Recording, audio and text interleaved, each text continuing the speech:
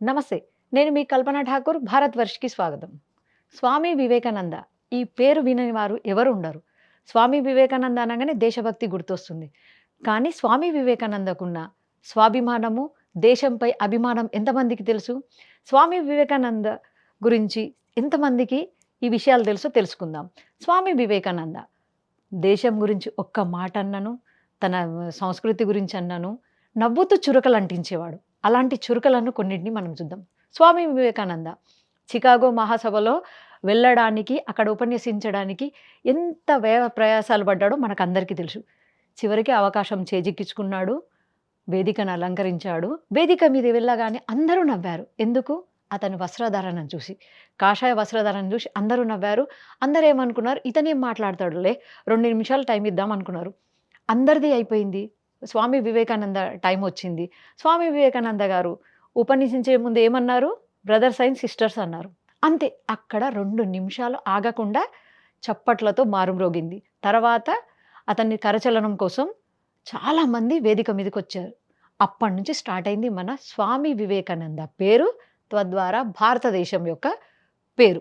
ఎక్కడ చూసినా భారతదేశము స్వామి వివేకానంద పేరు వినడం మనం వింటూ ఉన్నాం.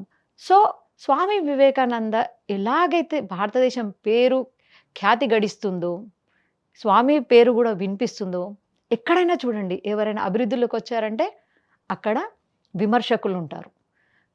పడని వాళ్ళుంటారు. సేమ్ అలాగే స్వామి వివేకానందకు గూడా కొందరు విమర్శకులు ఉన్నారు. వారిని స్వామి వివేకానంద ఎప్పుడు కోపంగా మాట్లాడేవాడు గాదు. నవ్వుతూ చురకలంటించేవాడు. ఒకసారి స్వామి వివేకానంద ఉపన్యసిస్తున్నారు.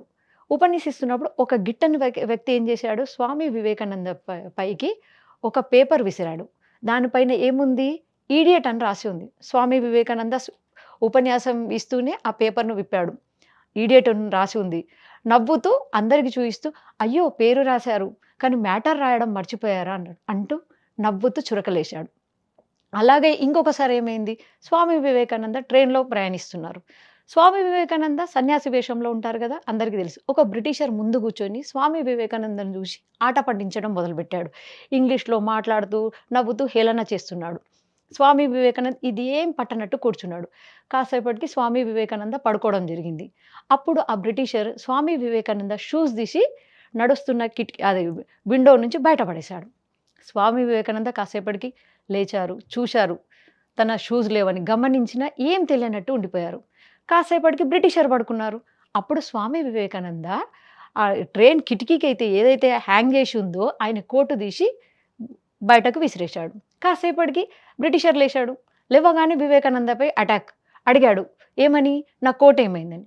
అప్పుడు వివేకానంద నవ్వుతూ, "ఏమీ లేదు. నా షూస్‌ను వెతుక్కుంటూ నీ కోట్ ఎళ్ళింది" అని చెప్పాడు. ఇలా చురకలంటించేవాడు. ఇలా స్వామీజీ ఎక్కడికెళ్ళినా స్వామీజీ తోటి మన భారతదేశం యొక్క పేరు ప్రఖ్యాతులు అలా వినిపిస్తూనే ఉన్నాయి. అలాగే గిట్టని వాళ్ళు గూడా తయారవుతూ ఉన్నారు. ఒకసారి ఏం జేశారు వీళ్ళందరూ? లేదు స్వామి వివేకానందను అలాగే భారతదేశాన్ని అవమానిద్దామని ఏం జేశారు కొందరు, స్వామి వివేకానందను లైబ్రరీకి తీసుకెళ్లారు. లైబ్రరీకి తీసుకెళ్ళి అక్కడ అన్ని మత గ్రంథాలున్నాయి. ఫస్ట్ మత గ్రంథం ఏంది? మన భగవద్గీతను పేర్చి దానిపైన వేరే మత గ్రంథాలను పేర్చారు.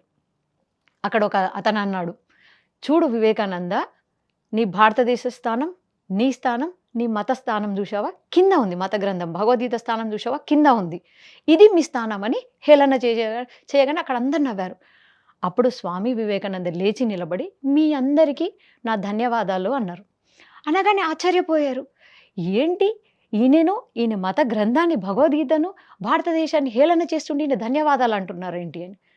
అప్పుడు వివేకానంద చెప్పారు, "చూడండి, మీరు నా మత గ్రంథం అయిన భగవద్గీతను మీరు కరెక్ట్ ప్లేస్ ఇచ్చారు. ఎందుకంటే ఇప్పుడు నేను భగవద్గీతను జరిపితే మీ పుస్తకాలన్నీ పడిపోతాయి. మీ గ్రంథాలన్నీ పడిపోతాయి. అంటే మీ గ్రంథాలన్నిటికి ఆధారం నా భగవద్గీత. అలాగే నా భారతదేశము, నా భారతదేశ జ్ఞానము, నా సంస్కృతి, సాంప్రదాయం గూడా మిగతా దేశాలన్నిటికీ ఆధారం అవుతుంది. సో మీరు కరెక్ట్ ప్లేస్ ఇచ్చారని" నవ్వుతూ చురకలంటించాడు.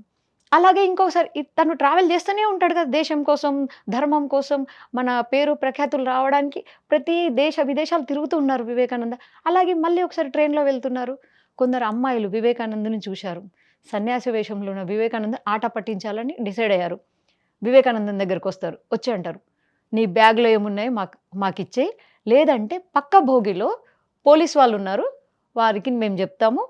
నువ్వు మమ్మల్ని ఆట పట్టిస్తున్నావని." వివేకానందుడు అంటాడు, "నాకు వినిపియదు. సరిగ్గా నాకు మాట్లాడడం రాదు. వినిపియదు మొత్తానికి. సో, మీరు ఏది చెప్తున్నారో నాకు రాసియ్యండి" అని చెప్తారు. ఒక అమ్మాయి ఏం చేస్తుంది, పేపర్ మీద నీ బ్యాగ్‌లో ఉన్నాయని మాకివ్వకుంటే పోలీసులకు పట్టిస్తామని రాసిస్తుంది.